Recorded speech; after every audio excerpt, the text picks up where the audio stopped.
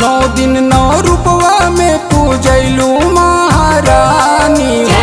शेर पर सवार होई अइलू शेरा वाली हो।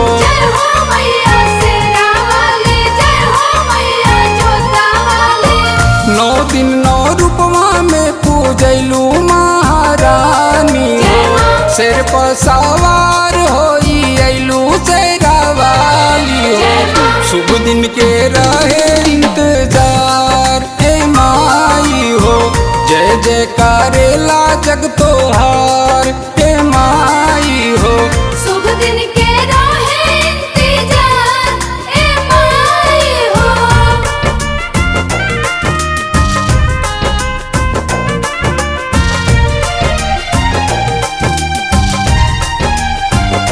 शुभ दिन के रहे इंतजार ए माई हो। जय जय करेला जग तोहार ए माई हो। जलत धूप दीप से खुश भैली भवानी। सेवा में सज धज के जूटल बनर नारी। जय हो मैया शेरा वाली, जय हो मैया जोता वाली। जलत धूप दीप से खुश भैली भवानी। सेवा में सज धज के जूटल बनर नारी। जय जय मैया शेरा वाली। जग के ई सातो बहिना हई दुलारी हो।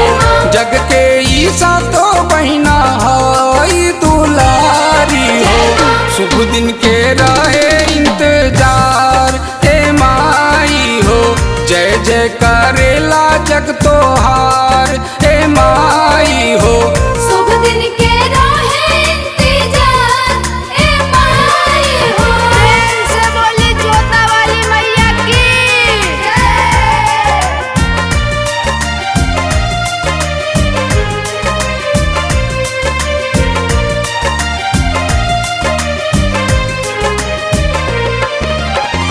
त्रिदेव के तेज से दुर्गा बनलू भवानी।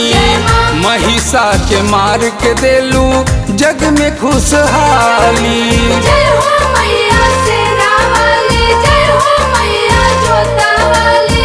त्रिदेव के तेज से दुर्गा बनलू भवानी।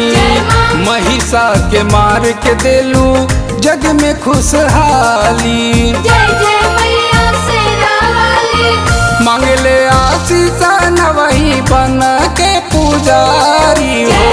अंकिता अभिनव उतारे माई के आरती हो। शुभ दिन के रहे इंतजार ए माई हो।